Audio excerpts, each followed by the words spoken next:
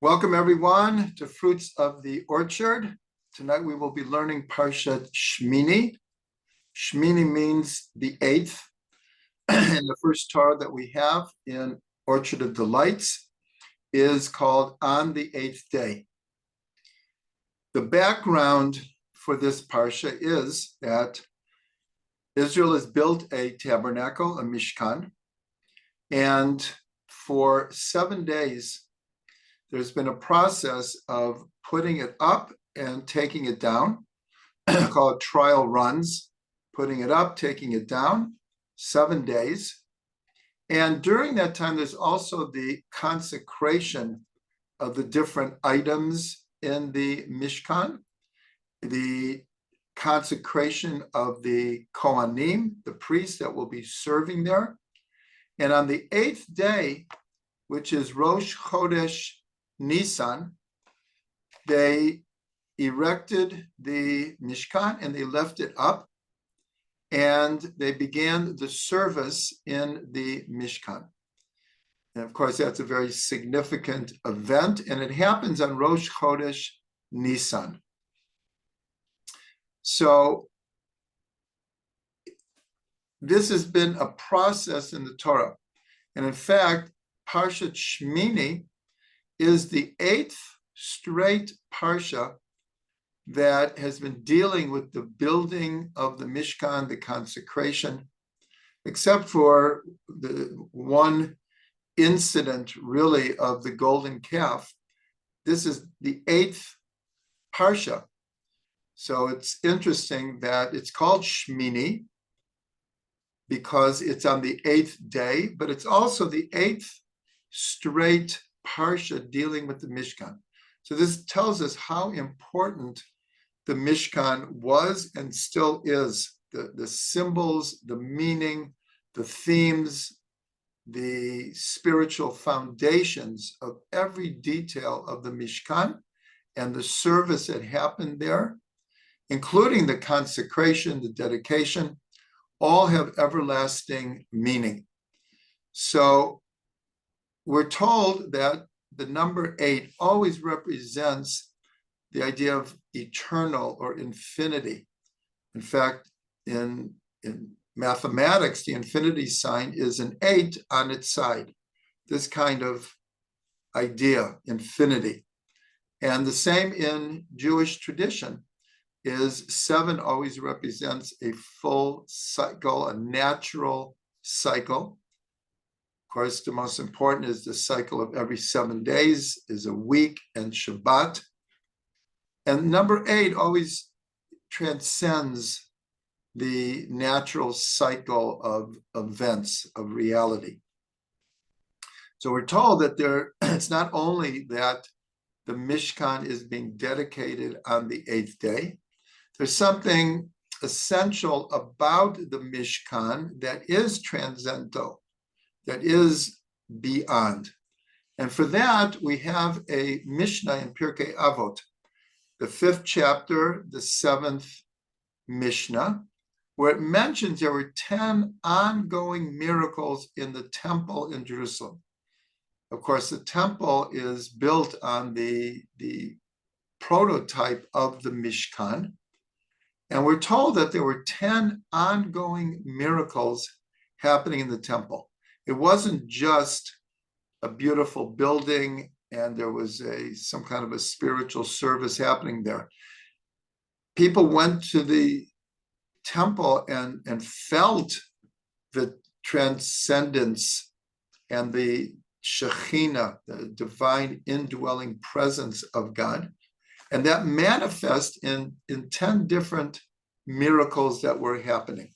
And this is represented by the idea of the 8th, on the 8th day that they put the Mishkan up.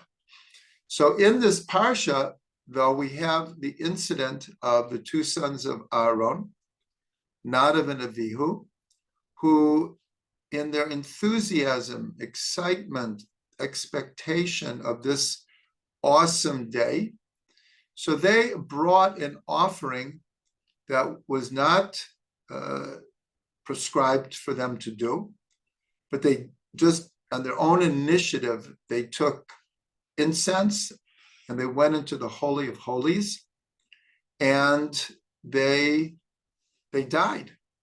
Their souls left them.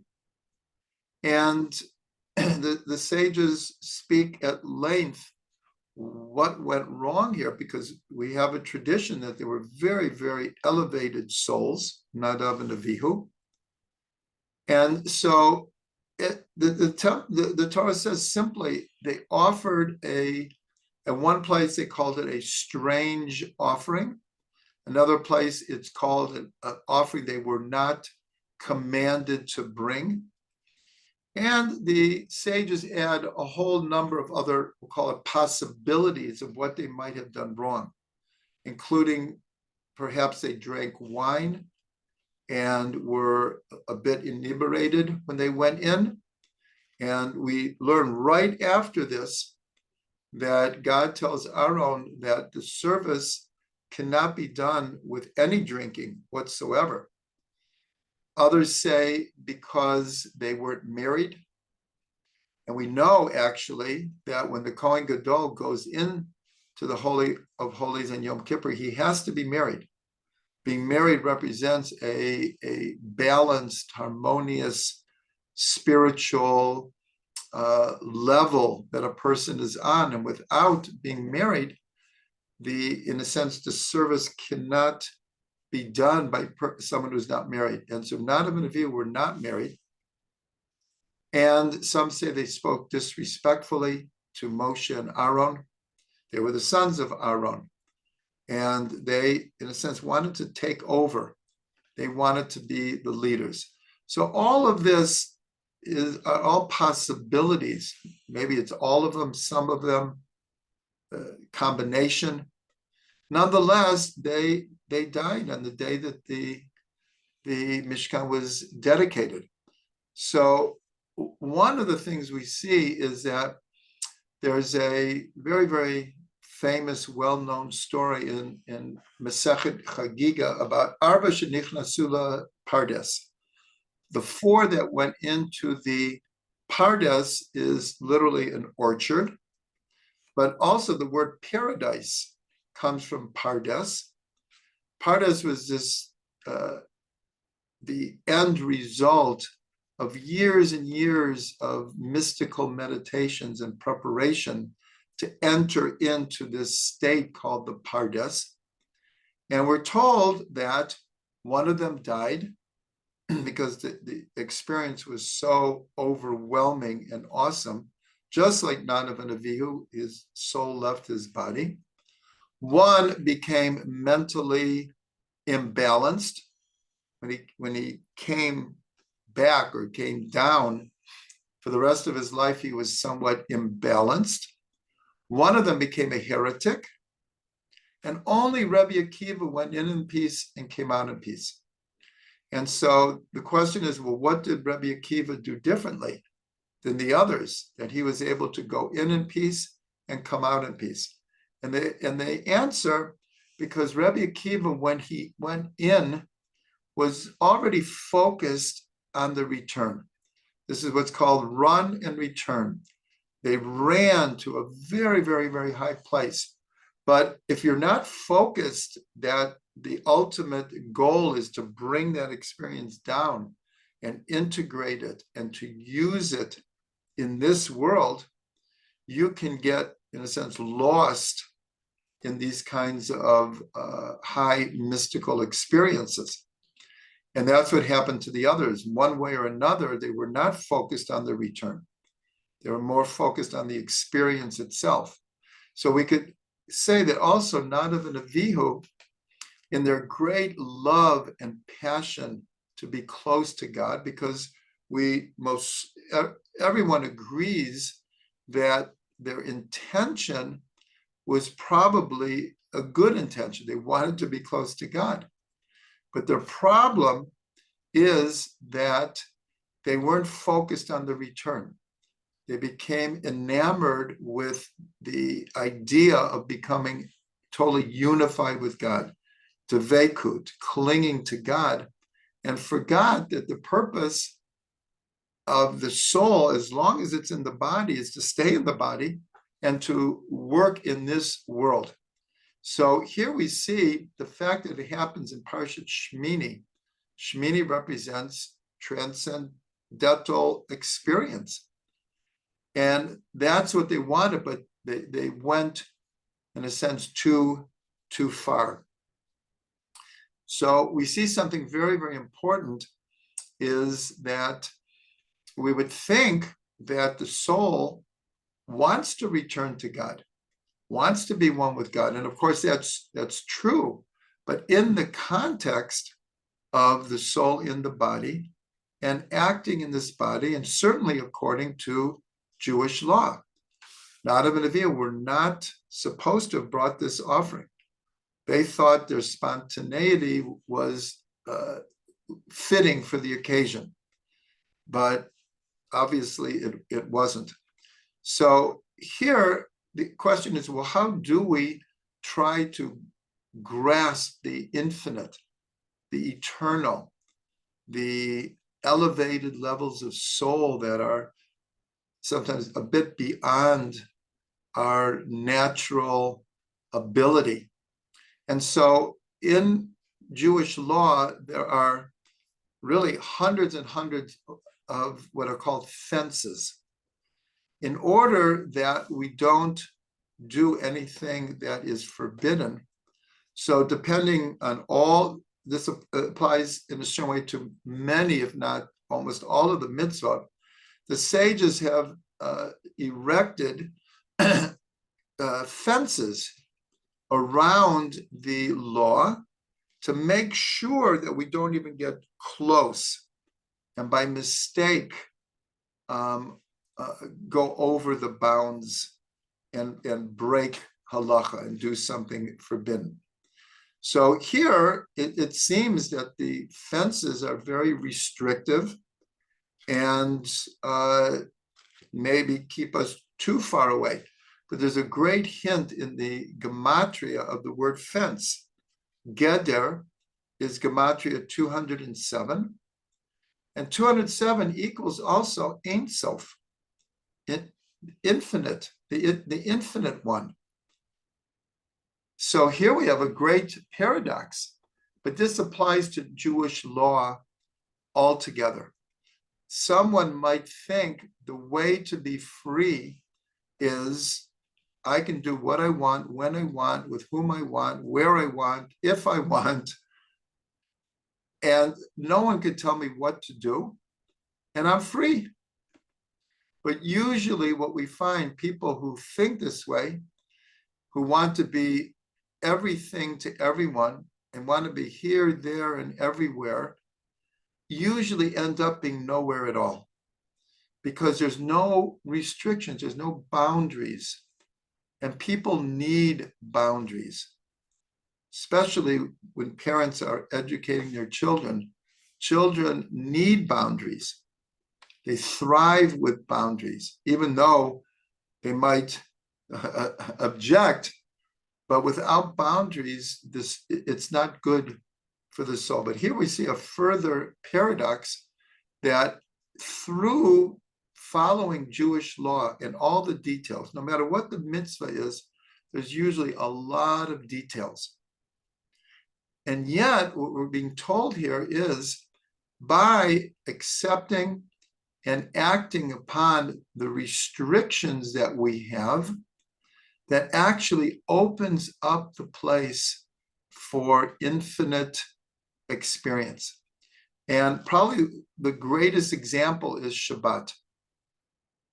If someone looks at Shabbat from the outside, they've never experienced Shabbat, they don't know very much about it, but they've heard that on Shabbat, you can't do this, you can't do that, you can't do this, you can't do that, you can't do this, you can't do that. So their reaction will be, what kind of a day is this? How can one, especially in the modern world, which is a 24/7 world, how can one even accept such a thing, let alone enjoy it? But of course, for anyone who's experienced the peace of Shabbat, knows that by not doing this, not doing that, not doing this, not doing that, it opens up a place for at least a chance of true peace, true spiritual experience, true ecstasy.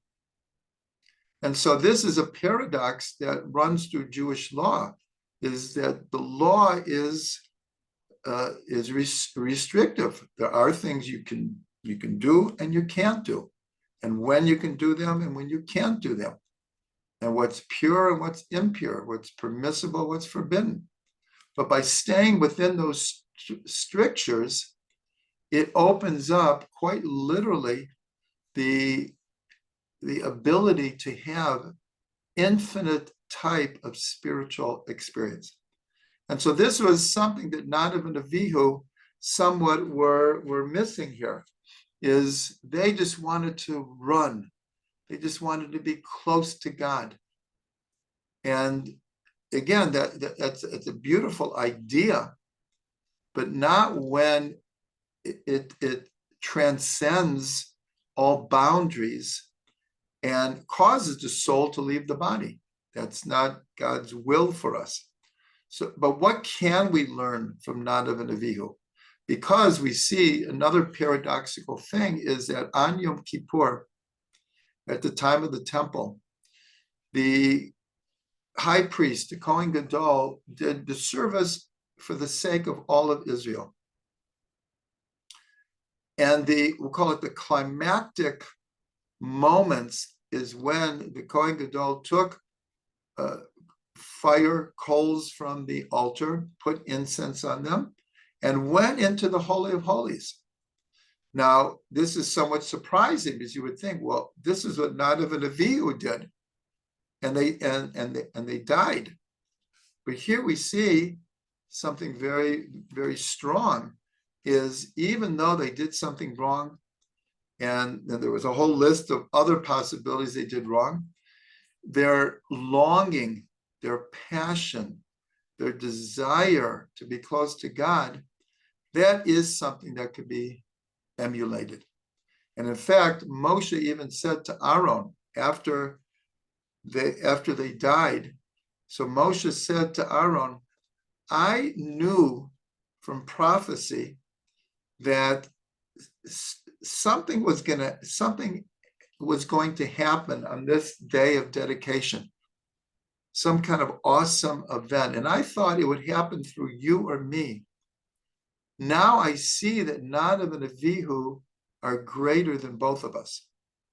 Now that's a very surprising statement because, again, they died, and the Torah itself says that they brought an offering that they weren't commanded. And it was even considered a strange offering. But still, somehow, their longing, their love of God, their wanting to connect in this awesome kind of spiritual, mystical way, actually paved the way for the Kohen Gadol to go into the Holy of Holies on Yom Kippur. But he does it in the correct way, according to the halacha. So that was the first Torah in Fruits of the Orchard. The next one is called The Positive Side of Shame on page 276. And for this, we need an introduction. And it will become clear why we're introducing what we are with the kind of introduction that we're doing. In the trup, the musical cantillations of how we chant the Torah, one of the notes is called the shalshelet. Shalshelet comes from the word three. It also means like a chain. A shalshelet is like a chain, but it's also very close to the word three. And it's only used 4 times in the entire 5 books of the Torah. So we're going to review them very quickly, and we're going to then see why this is connected to this parsha. One of them does not happen in this parsha, but we'll see its effect on this parsha. So first of all, I'll just sing it for you. And it's a very, very distinctive sound. And there's really nothing else like it. And it goes,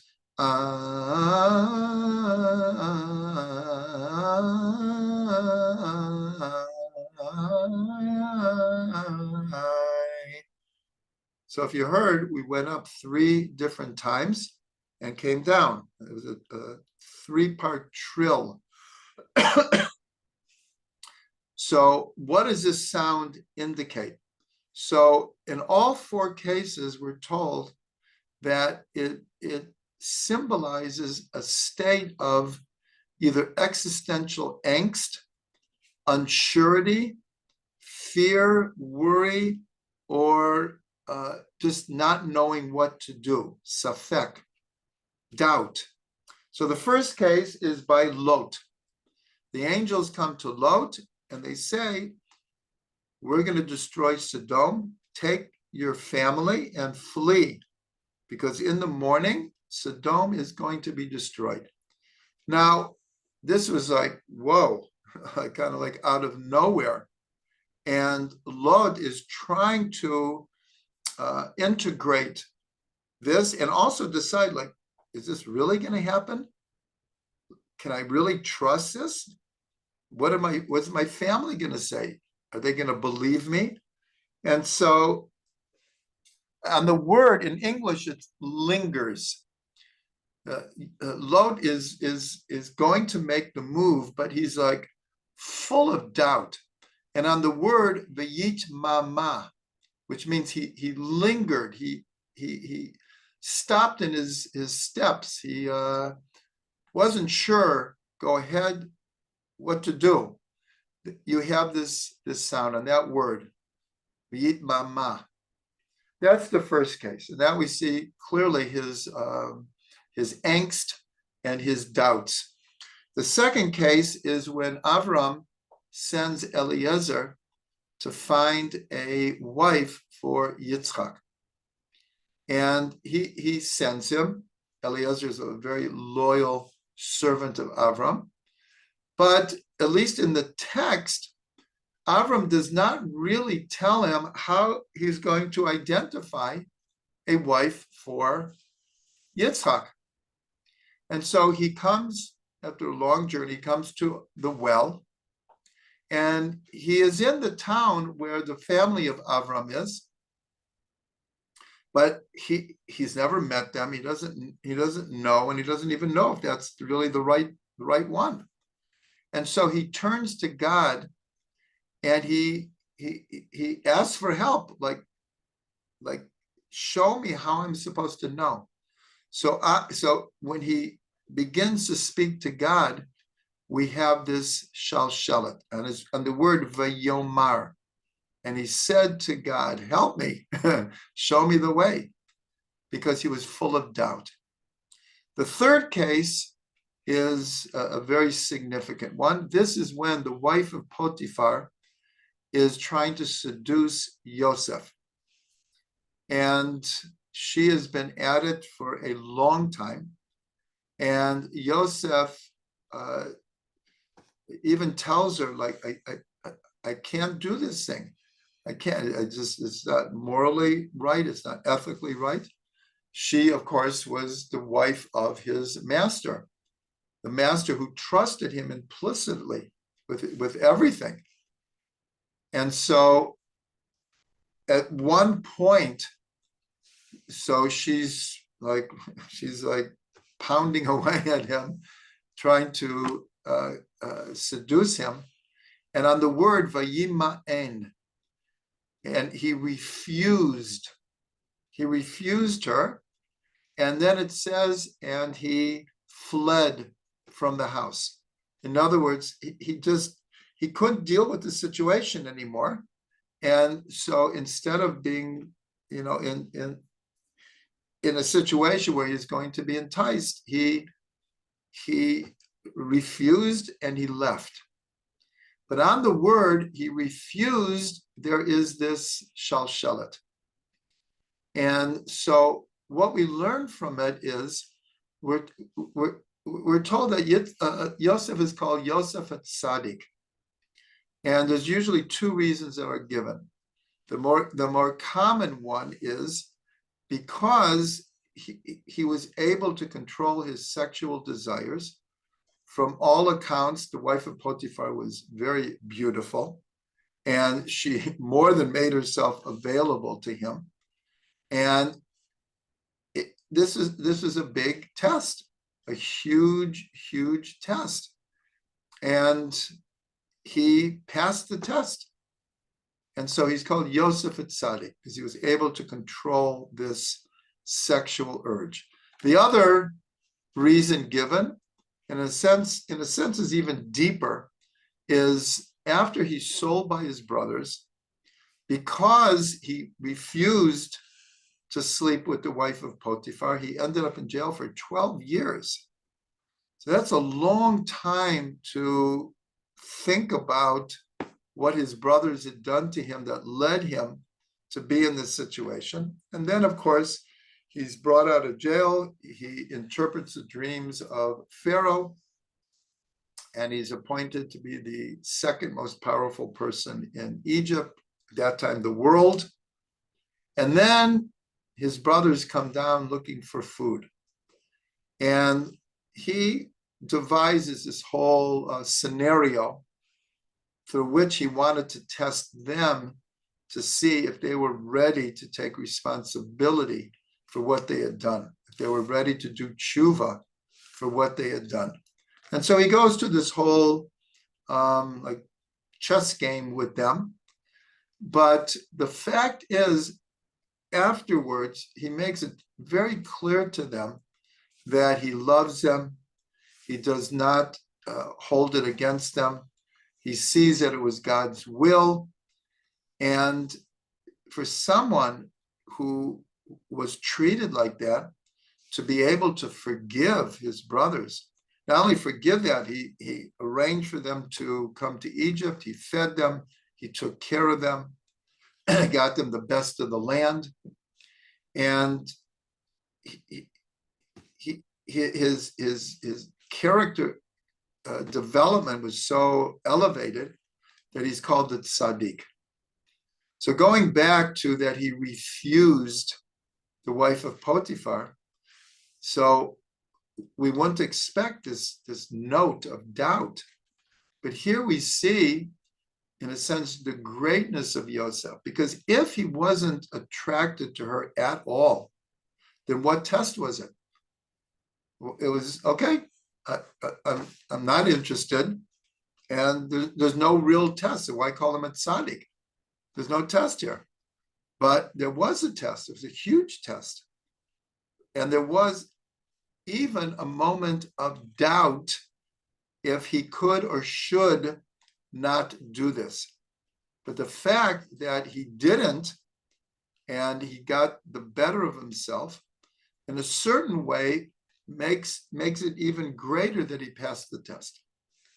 And the fourth one, and this is why we're saying all this, is in the previous parsha of Tzav. We're in the parsha of Shemini. In the previous parsha of Tzav is part of the consecration and preparation for the Kohanim to take upon their role as doing the service in the temple. They had to bring a number of offerings.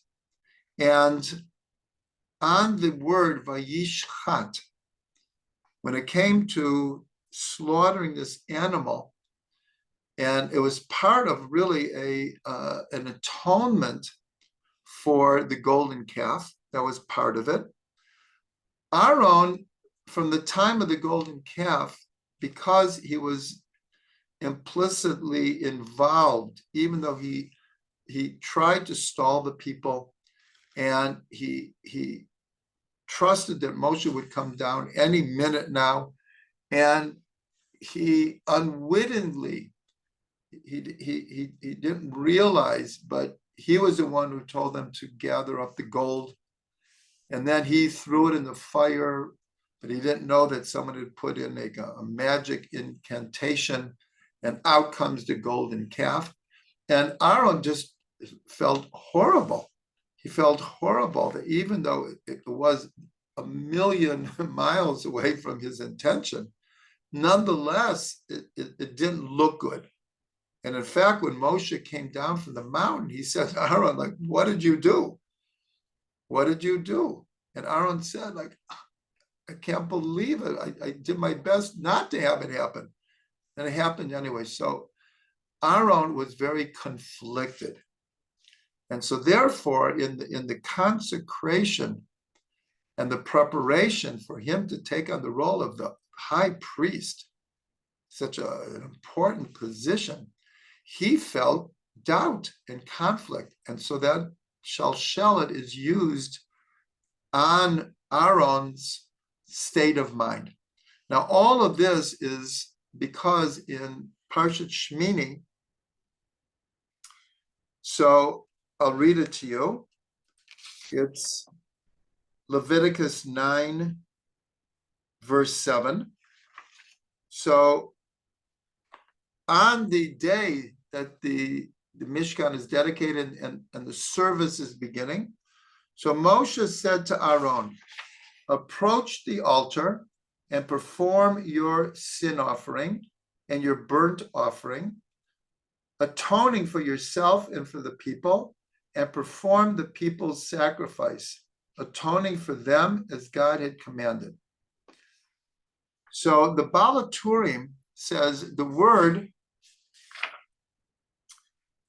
for approach is korev. You shall approach the altar. Korev comes from the korov, to come close. And the Baal Turim points out that it's made of 3 letters, kuf, resh, bet. On the resh usually does not have any what are called tagim, crowns. Certain of the letters have no crowns. Some of them have 1 crown and some have 3. The resh does not have any crowns. But the Baal Turim says that on this resh, there are 2 crowns. Now, I have to make clear that the Baal Turim, from a book called Sefer HaTagim, the Book of Crowns, that according to tradition, there are quite literally thousands of letters in the Torah that either have extra crowns, are written differently than we usually expect. And the Baal Turim brings down hundreds of examples of this. But today we don't write these in the Torah. So if you looked at this word in the Torah, you would not see 2 crowns on the resh. Nonetheless, there's an oral tradition that we should understand that, in a sense, in effect, this resh does have 2 crowns. So the Baal Turim explains, so what are these 2 crowns doing on the resh? So he says like this. He says, once again, Aaron is showing great doubt. And Moshe says, approach the altar. This is what you have to do now. And so Aaron, he's like frozen. So the Baal Turim says, this tells us that Moshe had to encourage him a second time. Like, you can do it. You're meant for this job. God will forgive you. God has forgiven you. He had to address him twice. That's why there are 2 crowns. The other explanation that the Baal Turim brings down, that the 2 crowns look like 2 horns. And this reminded Aaron of his complicity in making the golden calf. And that's why he was afraid to approach the altar. He got wet feet, cold feet, and he didn't want to approach. So this leads to a tradition, like the Torah doesn't tell us all the conversations, the gray areas in between the verses. And so Moshe says to him, Lama Bosh, Lekach Nivcharta. Why are you ashamed? Why are you ashamed? God chose you to be the Kohen Gadol. Get it together and do it. That's how you could understand it. Lama Bosh, why are you ashamed? You didn't do it on purpose. God knows that. You've asked for forgiveness. You've gotten forgiveness. Let's get on. Let's go forward. But there's a different way to read this. And so it's explained that the word lama, why are you ashamed, can be read for this, for the sake of your being ashamed, lama, for the sake of your being ashamed, that's why God chose you.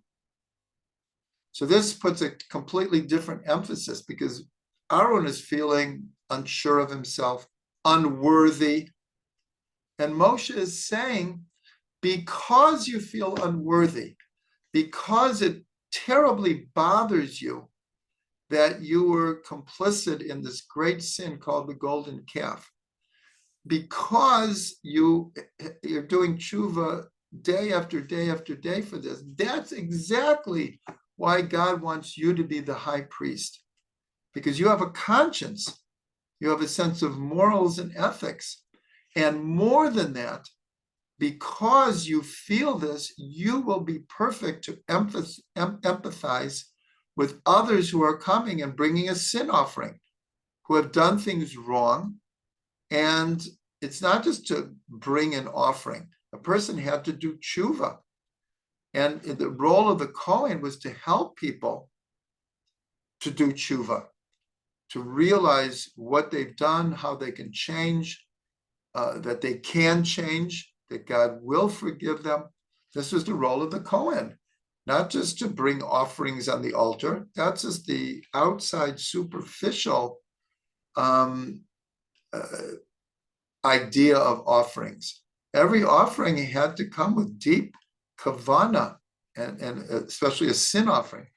So that's when Moshe says, Lama Bosh, for the sake of your being ashamed, that's why God chose you. So that's just a beautiful idea. And it tells us a lot about Aharon. And it tells us a lot about Moshe also, that he's encouraging his brother to take the role of Kohen Gadol. Okay, now we have one last Torah that we're going to be doing now. And that is called Secrets of Birchat Kohanim. It's on page 279 for those who have Orchard of Delights. So the question is, why are we talking about Birchat Kohanim in Parshat Shemini? Well, when we get to Birchat Kohanim in Parshat Naso, in the book of Bamidbar, we'll talk about it again. But here we're talking about it because by tradition, at the dedication of the Mishkan on the 8th day, so Aaron did bless the people with Birchat Kohanim. This is part of what's called Ein Muktam V'Muchar B'Torah. Even though Birchat Kohanim is not mentioned until the book of Bamidbar, it's already being practiced. So the question is, how do we know that? Because it doesn't say it. So it says in Leviticus 9:22. So it says, Aaron raised his hands towards the people and blessed them. And a big part of Birchat Kohanim is raising the hands. And so we'll go back now and we'll discuss what Birchat Kohanim in the temple. This is a special blessing. As I said, it's in the Parsha of Naso in the book of Bamidbar in Numbers.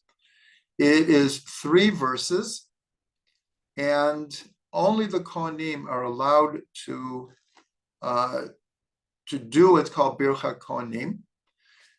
We bless our children, for example, on Friday nights. it's a custom for everyone in Israel. You don't have to be a Kohen to bless their children with Bircha Kohanim. But all in the synagogue or in the temple, only a Kohen is allowed to do this. And it had to do with putting out the hands and kind of going in this motion. And the Kohen is under the talit, and you don't actually see the hands. And we're told that, especially in the temple, when the Kohen would do the Bircha Kohanim, and usually had a lot of Kohanim do it, the Shekhinah would be present at Bircha Kohanim, and there was a custom for people not to look, even though their hands are hidden behind the talents, is not to look at the Kohanim during Bircha Kohanim, because there was a time where the presence of the Shekhinah was tangible, palpable. And so we're told that it wasn't respectful to just stare at the Shekhinah. We have a similar idea with the rainbow. There is a tradition that we're allowed to look at a rainbow, but we're told we're not supposed to stare at it, because also the presence of God, it's a covenant, it's a sign, is part of the rainbow. And we should look at it, see how beautiful it is, but not to stare at it. So I'm just going to read in Hebrew and English what Bircha Kohanim is. Yevarechecha Hashem v'yishmerecha. That may God bless you and watch over you, protect you. Ya'er Hashem panav elecha v'yichuneka. May God cause his countenance to shine on you and to favor you. Yisa Hashem panav elecha v'yasem lecha shalom. May God raise his countenance towards you and grant you peace. So we can understand why it's such a special blessing, that God will protect us, that God will grant, will find grace in God's eyes, and God will be gracious towards us, and that the blessing is that God's countenance will shine upon us, and God will grant us peace. We know that peace is the greatest gift that there can be. May we see it in Israel and the world. So there are many, many secrets of Bircha Kohanim. Here we'll discuss some of them. When we get to the book of Bamidbar, we'll discuss more. So here we're going to do some mathematical ideas. So first of all, the first verse has 3 words, and the second verse has 5 words, and the third verse has 7 words, 3, 5, 7. So in actually, when you look at Bircha Kohanim, it's a triangle, 3, 5, 7. And the same thing with the letters.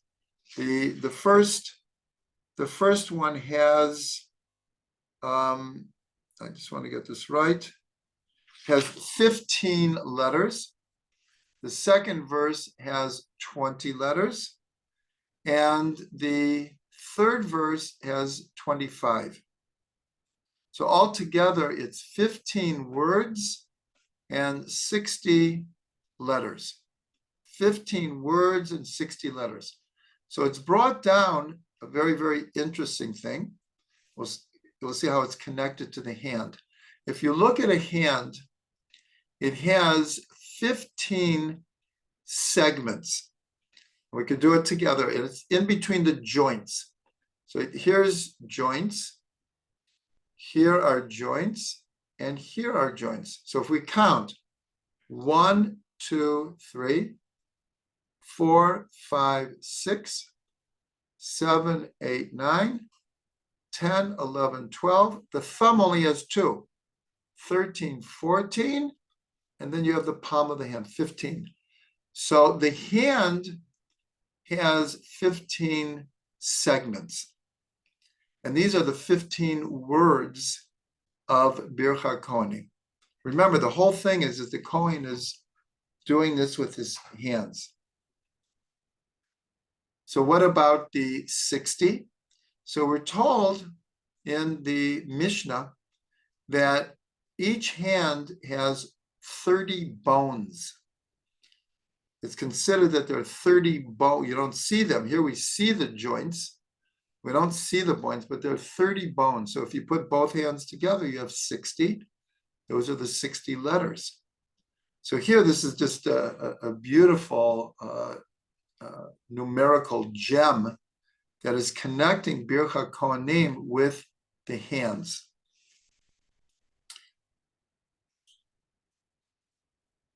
So when the Kohen is blessing, so all 10 of his fingers are extended.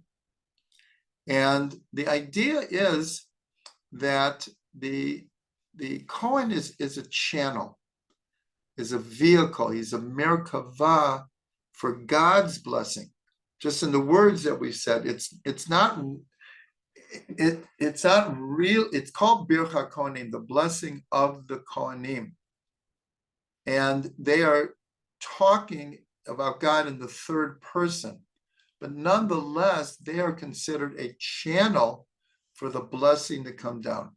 And that's why we said that in the temple, the Shekhinah was present.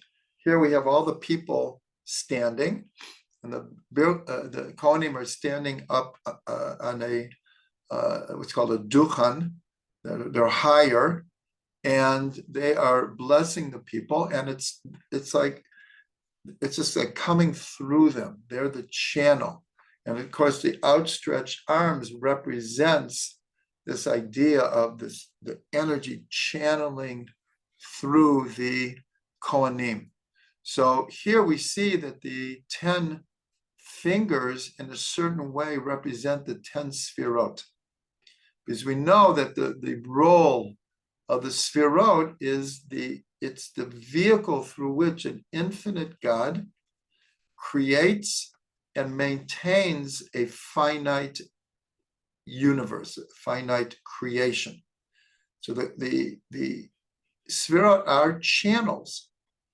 And so the 10 fingers of the Kohanim are like the 10 sfirot, that God is shining through the Kohanim this infinite light into finite reality. And this is very, very similar to the 10 commandments that were written with the finger of God. So it's as if the 10 commandments also are like the 10, as it were, fingers of God. These 10 fingers are really the sfirot through which God's infinite will is being engraved in the tablets and in the letters of the Torah. The letters of the Torah also become the channel through God's will is being manifest in this world. So just a further comment about the role of the hands here. We know that in Kabbalah and Chassidut, we talk about the 3 clothings of the soul. The soul is enclosed in 3 vessels or 3 vehicles of expression: thought, speech, and action. That's how the soul expresses itself, through thought, speech, and action. And the hands represent action. But a lot of times the correct order is first thought, and then speech, and then action. We all know that sometimes we make the mistake and we act without thinking first. We act on impulse. Sometimes we speak without thinking. So here, this again, this motion is like it's coming from thought through speech. These are saying the words of Bircha Kohanim, but of course they have these very, very high intentions that their blessing should really work, should really bring peace, should really bring God's countenance, should really bring God's protection. So the whole act of Bircha Kohanim is this idea of thought, speech, and action, but ultimately it's coming through the hands. Now, one thing we didn't mention is that the letter Samach happens to be the 15th letter, and its numerical value is 60. So this is very similar to the 15 words of Bircha Kohanim and the 60 letters. Samach, again, is the 15th letter, and it equals 60. So Samach is the shape of a circle. And it also means lismoch on someone is to lean on someone, to trust someone, to be supported by someone. Samach means somech noflim, who supports the fallen. And so here, the combination of the meaning of Samach is the Bircha Kohanim, they are becoming channels for a bracha in order to support the people, to give them strength, to lift up the fallen. And at the same time, you have this circular synergy, because when the Kohanim say the bracha, at the end of each one, we answer Amen. Or some people say, Ken yehi ratzon, may it be his will. So it's not just the Kohanim are doing it and there's no reaction from the people. And that causes a samach kind of energy, where the energy is circular. So this is a very, very beautiful idea, because the first of the verses is Yivarechecha Hashem v'yishmerecha. May God bless you and protect you, support you. So this is a bit about Bircha Kohanim. We'll just mention one other thing about the hands, because on page 281, we have another incident where hands play a very, very important part. Remember, the whole thing of Bircha Kohanim is based on the verse that says that Aaron raised his hands towards the people and he blessed them. So this goes back to Parshat B'Shalach. We had just crossed the Red Sea, and we are going towards Har Sinai, Mount Sinai, and Amalek, our arch enemy, attacks. And there's a war. And Moshe sends Yoshua to lead the war.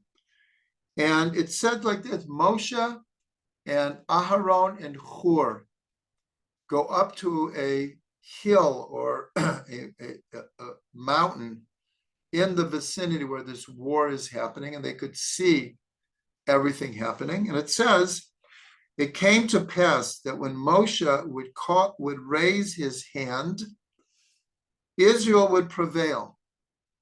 And when he would lay down his hand, Amalek would prevail. Now Moshe's hands were heavy. So they took a stone and placed it under him, and he sat on it. Aaron and Hur supported his hands, one from this side and one from the other side, so that he was with his hands in faith until sunset. And this is in Shemot, Exodus chapter 17, verses 11 and 12. So here you have a picture. Moshe he raises his hand or hands, and when he raises his hands, Israel prevails. But when he became tired and dropped his hands, Amalek would prevail. Again, this is quite symbolic, because obviously it wasn't like this magic thing. I raise my hands, we win. I put my hands on. Obviously, because at the end it says his hands, he was with his hands in faith until sunset. In other words, his raised hands represent his raised prayer. He was in a state of prayer, and as he was praying, his natural inclination was Ribbonu Sha'olam, master of the world. To this day, many people at different parts of the prayer almost instinctively raise their hands, because that is representing what their mind and consciousness is going through at that moment. So here we understand that when Moshe was able to maintain his faith and his prayer and his spiritual energy, Israel would prevail. But if he's a human being, if he felt a letdown, then Amalek would prevail. So here, Aaron and Hur helped raise up his hands. And this is also just a beautiful aside about praying with the community. There's, of course, there's advantages and disadvantages of praying alone. Sometimes we could pray alone, and we could reach much deeper concentration and kavana. And other times that if we're alone, we don't have the focus, and we need the congregation. But in general, even though individual prayer is always encouraged, there's no doubt that the institution of daily prayers with the congregation is a very strong positive element in Judaism, that the community has a certain power. And we're even told that the prayer of the community always is more effective than a prayer of an individual. So here we see Moshe and Aaron and Hur are helping Moshe. They're supporting. This is like the samach. They're literally supporting his hands. And so the Birchat Kohanim, with all of its beautiful ideas of God's countenance and peace, and God shining his face and God protecting, there's also this element of that Birchat Kohanim is supports Am Yisrael in its quest to fulfill its mission in the world. It's a support. This bracha, actually three brachas, three blessings, is there to help us really be strong and fulfill our purpose in the world. So we'll end with a blessing, which is Birchat Kohanim, that God should shine his face to us. He should protect us. He should be gracious to us, and he should reveal his peace in the world.